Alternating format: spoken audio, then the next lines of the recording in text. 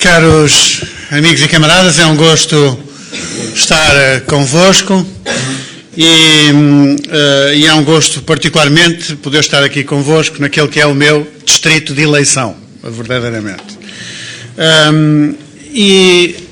Qualquer socialista está muito à vontade para vir aqui a Vila Real, ao interior, para falar das políticas de coesão territorial.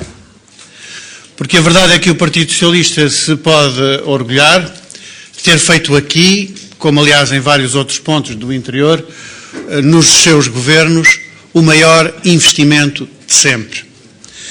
E a verdade é que tivemos a oportunidade, nas nossas visitas, de cruzar muitas dessas marcas de uma atenção do Partido Socialista de sempre em relação aos problemas do interior.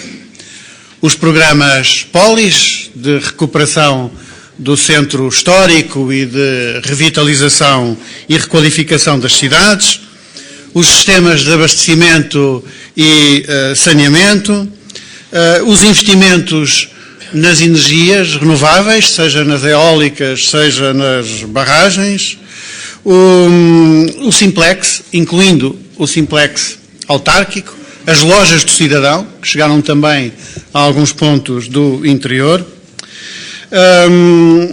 a rede de equipamentos sociais, desportivos e culturais, a valorização dos serviços de saúde, a rede de cuidados continuados, a modernização das escolas, a construção de centros escolares, o programa Novas Oportunidades, a valorização do ensino superior, nesta que é também uma importante cidade universitária, o apoio às atividades económicas, da agricultura ao turismo e, é claro, também as infraestruturas rodoviárias, apenas uma das vertentes das políticas que o Partido Socialista desenvolveu ao serviço do interior.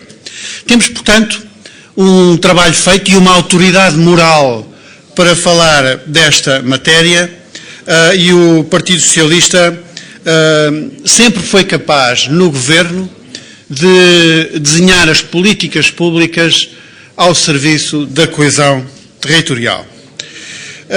Se algumas coisas levam, no entanto, algum tempo mais a chegar ao interior, infelizmente, a crise chega sempre mais depressa.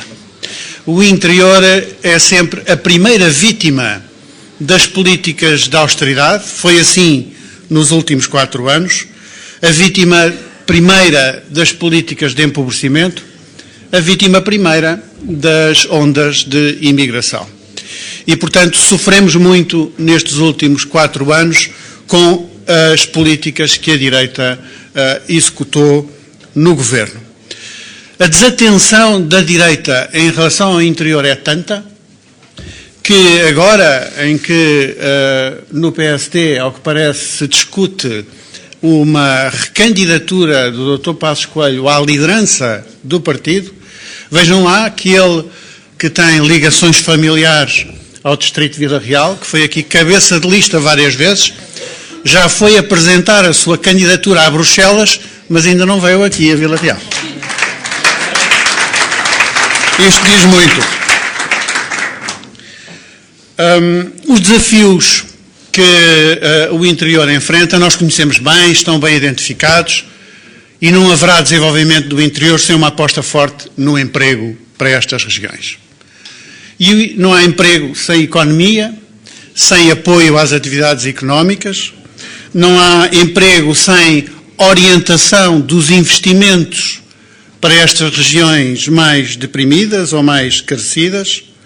Não há emprego sem, verdadeiramente, uma discriminação positiva ao serviço destas regiões. E, naturalmente, também sem as infraestruturas que tornam esse investimento um investimento atrativo. O emprego é, portanto, o primeiro desafio. O segundo desafio, no entanto, é a redistribuição justa da riqueza. É muito importante que a riqueza que é produzida aqui nesta região, a começar por essa, ao menos essa, que é produzida aqui nas regiões do interior realmente reverta em benefício do interior.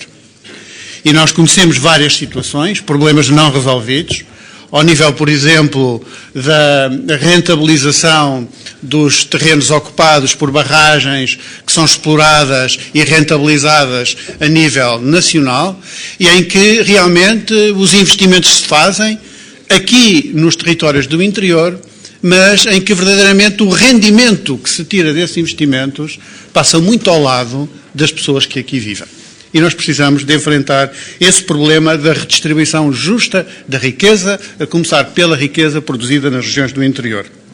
Um terceiro desafio é o desafio da educação e da oferta do ensino superior, porque isso é muito importante para as qualificações e é importante também para a dinamização e a vitalização destas regiões, sobretudo se conseguirmos assegurar uma articulação entre a produção de conhecimento e o dinamismo económico regional e local. Em quarto lugar, o desafio dos serviços públicos, porque é preciso oferecer qualidade de vida às pessoas que aqui residem, e isso passa por serviços administrativos, mas passa também por equipamentos sociais do mais diferente tipo. E, finalmente, o quinto desafio, que é o desafio da descentralização, porque é preciso que a condução destas políticas seja verdadeiramente localmente pensada e localmente executada. Estes são os 5 desafios que eu identificaria como mais importantes.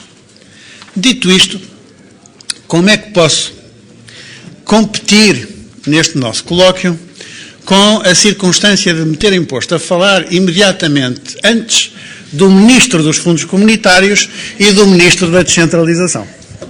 O que é que pode? Porque realmente os membros do Governo têm essa faculdade e essa possibilidade de falar da agenda daquilo que realmente se vai fazer, enquanto que nós, humildes mortais, apenas podemos dizer coisas. E então, como posso eu competir com os ministros que a seguir vão apresentar as suas iniciativas políticas para a região? Penso que a melhor solução é nem tentar. E, portanto, não entrar nessa competição e deixarei para os membros do Governo a apresentação das iniciativas políticas para o interior. E trago-vos outra coisa. Trago-vos a perspectiva da coesão territorial pensada a partir da Europa e dos debates que hoje se travam na Europa. No momento em que este debate europeu é também um debate sobre os valores da construção europeia e, entre eles, um valor muito importante, que é o valor da convergência. Ora, a situação é tudo menos animadora.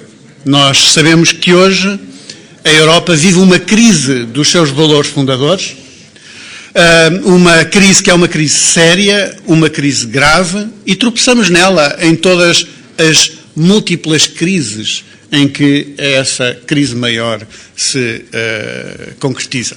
Quando discutimos o problema dos refugiados, é uma crise de valores e de solidariedade ao nível europeu que enfrentamos. Quando discutimos as assimetrias causadas pelo euro e agravadas pelo euro, é um problema de solidariedade e de convergência que enfrentamos na Europa, no momento em que nas periferias se continua a exigir austeridade enquanto se acumulam excedentes nas economias mais ricas do centro da Europa e a divergência se agrava, abrindo o caminho, a passadeira vermelha, por onde um dia há de desfilar alegremente a senhora Le Pen e outros que na Europa desenvolvem o discurso eurocético. É o problema dos valores europeus, o problema da solidariedade, o problema da convergência que enfrentamos também quando nos deparamos com a insistência absurda de muitos na Europa na austeridade orçamental, apesar de todos os problemas, de todos os fracassos e de todos os compromissos em sentido contrário.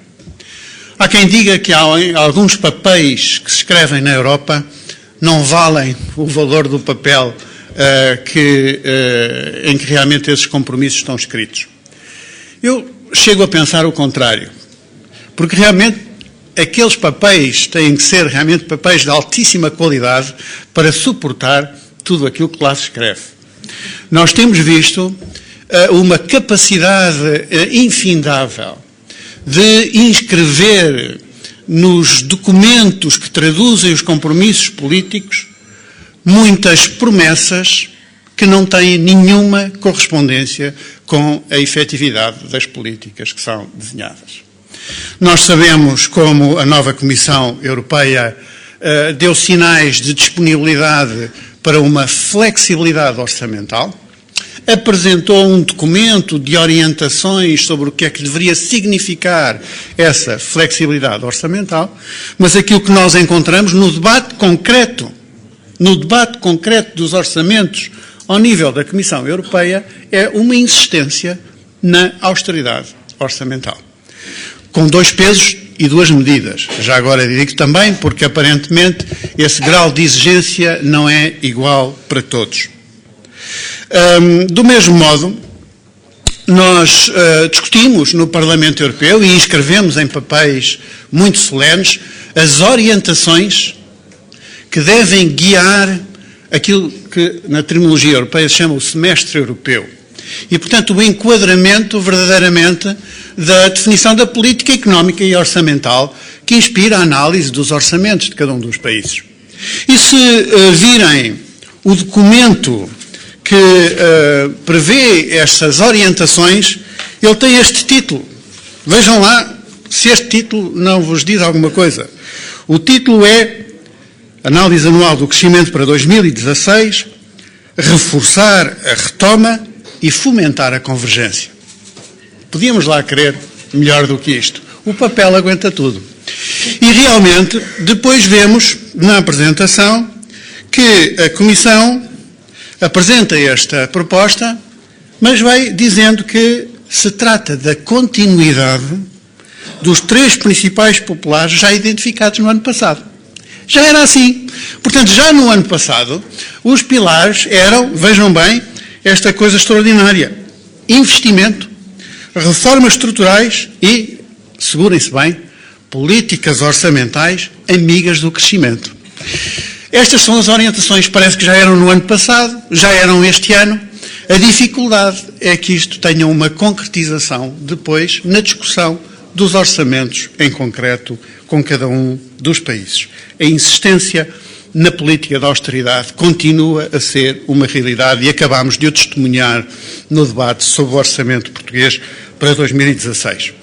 A semana passada, ou ainda esta semana já, o Presidente do Banco Central Europeu foi ao Parlamento Europeu pronunciar-se sobre como deviam ser as políticas económicas da Europa no futuro próximo e disse: o Banco Central Europeu faz o que pode, tem uma política monetária expansionista, mas essa política monetária só não chega. E disse: precisamos de mais qualquer coisa. E o que é isso que precisamos também? Disse ele: naturalmente, reformas estruturais, mas agora acrescentou, além das reformas estruturais, uma política fiscal, ou seja, uma política orçamental favorável ao crescimento. Como? Com investimento e com investimento público. E eis como o Presidente do Banco Central Europeu foi ao Parlamento Europeu pronunciar as palavras proibidas. As palavras proibidas, demonizadas realmente nos últimos anos. A Europa precisa de investimento público. E disse que perante o abrandamento da economia mundial, com as crises que se verificam na China, nós precisamos de uma resposta que seja efetiva e eficaz nos próximos meses. Não é, portanto, assunto para aquelas reformas estruturais que hão de dar resultado no médio prazo. Não, não. É uma necessidade absoluta e urgente que a Europa precisa de assumir em relação a uma outra política orçamental. Mas, apesar de tudo, apesar de todas estas evidências, de todos estes apelos, a realidade continua a ser aquela que é. E perguntarão: mas não houve também uma iniciativa política designada um plano de investimento que até tem o nome do Presidente da Comissão Europeia, o Plano Juncker, para lançar 315 mil milhões de euros de investimento público e privado na União Europeia nos próximos 3 anos. Houve, é verdade. Foram apresentados, esse plano, como sabem, foi um plano muito discutido na altura, porque é um plano de milagre. É um plano que espera, com a mobilização de apenas 21 mil milhões de euros, alcançar um investimento, como se diz na gíria, alavancar um investimento de 315 mil milhões de euros. Um multiplicador de 15 por cada euro que efetivamente é mobilizado. Ora, foram apresentados os primeiros balanços da aplicação deste plano Juncker, este balanço datado do mês de janeiro. E o que é que foi anunciado? Até o momento, dos 21 mil milhões de euros que estão na base do plano, já foram decididos, aprovados 126 projetos que envolvem um compromisso de 7,5 mil milhões de euros. Como é que isto se distribui? Em 2 parcelas, em projetos de infraestruturas e inovação, 5,7 mil milhões, e em projetos de financiamento para as pequenas e médias empresas e startups, 1,8 mil milhões. Perguntarão, e Portugal? Como é que o governo português anterior tratou desta questão? A situação é a seguinte: nos projetos de infraestruturas, houve projetos aprovados para 15 países. Portugal, infelizmente, não consta da lista. Portanto, não há um único projeto português aprovado até janeiro de 2015 no capítulo Infraestruturas e Inovação, que é o que envolve 5,7 mil milhões de euros já atribuídos. E passo ao lado do multiplicador, porque há quem garanta que esses tais 5,7 mil milhões significam 25 mil milhões de euros em perspectiva de execução total. Depois, no outro segmento dos projetos de financiamento para as pequenas e médias empresas, aí sim, houve projetos aprovados, 84, para 17 países. E Portugal consta da lista. Houve 3 projetos que foram já aprovados. Quais foram os 3 projetos? Quais foram as empresas que foram contempladas com estes apoios? Ainda bem que estão sentados, porque eu tenho aqui a lista das 3 empresas beneficiadas. Primeira, o Banif, com 2 milhões de euros. Segunda, o Novo Banco, com 20 milhões de euros. Terceira, o BCP, com 20 milhões de euros. É claro, eles dizem que estes 42 milhões de euros para os bancos portugueses destinam-se a alavancar apoios a uma infinidade de pequenas e médias empresas e que tudo isso é para projetos que de outro modo não teriam financiamento e tudo isso já está contabilizado, já se estima que o Banif vai apoiar 70 pequenas e médias empresas, o Novo Banco 280, o BCP 240, mas isto já aparece na lista do tal dinheiro que está executado e alavancado. Só que não há nenhuma confirmação de que este dinheiro que foi entregue aos bancos para ser entregue às empresas realmente já tenha chegado e sob que forma e para quê à economia real. Isto é o plano de investimento, o plano Juncker, tal como ele está. E a propósito dele eu queria vos contar 2 pequenas histórias. A primeira é a seguinte: quando no Parlamento Europeu e nas instituições europeias se discutiu este plano Juncker, os socialistas bateram-se muito para que o plano tivesse em atenção as economias que foram mais atingidas pela crise. E, portanto, tivesse uma preocupação realmente de contribuir para a convergência, para a coesão territorial, que é o tema que nos traz aqui hoje. Fizemos essa proposta.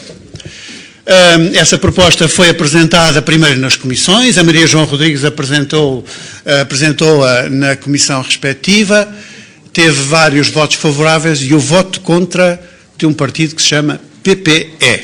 Portanto, aquele que representa no Parlamento Europeu o PSD e o CDS. Votaram contra esta atenção. E depois, na negociação do regulamento do fundo, o Grupo Socialista empenhou-se em que essa preocupação, apesar de tudo, viesse a ser mesmo consagrada. E o representante socialista, com tudo isto, era um social-democrata alemão. Aliás, o líder da representação do SPD alemão no Parlamento Europeu. E nós, claro, insistimos com ele, queríamos garantir que ele estava a ser fiel à orientação do Grupo Socialista e que estava realmente a bater para uma orientação deste Fundo Juncker de modo a ajudar as economias mais atingidas pela crise e para promover a convergência e a coesão territorial. E a resposta que ele deu foi extraordinária. Disse ele, eu bem estou a tentar. Estive ontem horas a negociar com o representante do Partido Popular Europeu a inclusão desse princípio, de que o Fundo de Investimento Juncker deve apoiar as economias mais atingidas pela crise. Mas não queiram saber, há lá um deputado português do PSD, parece dar pelo nome de José Manuel Fernandes, que é contra. É contra. E foi contra até ao fim. Foi contra até ao fim, disse que não era preciso, então, pois com certeza, os fundos comunitários, os fundos de coesão já existem, esses sim é que são para promover a coesão. Estes fundos do Plano Juncker não servem para isso. São apenas para procurar os melhores projetos, os projetos mais competitivos, e aqueles que tenham mais capacidade de atrair investimento privado. E está bem de ver que aqueles que são mais atrativos para o investimento privado são mais provavelmente aqueles que serão aplicados nas principais economias da Europa do que nas economias periféricas. Era no que ia dar. O melhor que conseguimos, depois de muito esforço, foi inscrever uma referência nos critérios de aplicação dos fundos à ideia da coesão territorial. Isso ficou lá escrito. Mas depois, e é a segunda história que vos conto, o comissário que tem a tutela do Plano Juncker, que é um finlandês de nome Katainen, veio aqui a Portugal apresentar o Plano Juncker e deu uma entrevista, aqui mesmo em Portugal, portanto não foi para esconder ninguém, uma entrevista ao Dinheiro Vivo. E então, perguntado sobre se os investimentos do Plano Juncker iam apoiar especialmente as empresas exportadoras e as economias mais atingidas pela crise, a resposta dele foi esta: o único critério que temos é que os negócios têm de ser viáveis e têm de crescer. Para nós, é indiferente onde vão crescer. Portanto, percebemos o que é que significa aquilo que está no papel a propósito da coesão territorial. O senhor que tutela o Fundo Juncker acha que é indiferente onde é que os projetos vão ser aplicados. E, portanto, o resultado é aquele que naturalmente se podia esperar. Hoje, a maior parte dos projetos ao abrigo deste investimento estão a ser utilizados nas maiores economias da Europa. Em Itália, em França, no Reino Unido, alguns também em Espanha. E essa é a situação que temos. E, portanto, precisamos de ter noção do combate que neste momento se trava na Europa pelos valores europeus, pelo princípio da convergência e pelo valor da coesão territorial. É uma luta difícil e é muitas vezes uma luta desleal. Nós hoje, infelizmente, temos que reconhecer que há muita gente na direita portuguesa a agir na sombra contra os interesses de Portugal, dos portugueses e da economia nacional.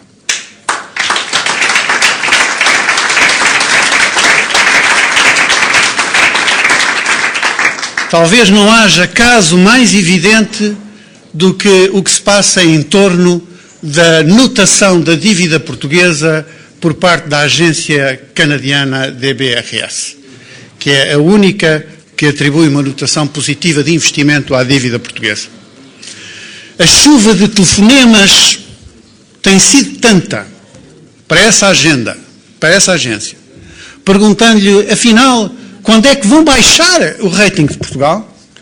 que essa agência, nos últimos dias, foi obrigada a fazer várias declarações para a imprensa, a emitir comunicados e até a fazer uma teleconferência de imprensa para explicar que estava confortável com o rating de Portugal, que lia no orçamento português uma vontade política de consolidação orçamental e que via nas perspectivas para a economia portuguesa crescimento económico. E, portanto, que não tensionava, objetivamente, até chegaram a dizer que consideravam muito estável o rating da República Portuguesa. E acrescentou, no entanto, um parágrafo, e com isso queria terminar. O parágrafo da agência canadiana diz assim, e é muito importante ter consciência disto.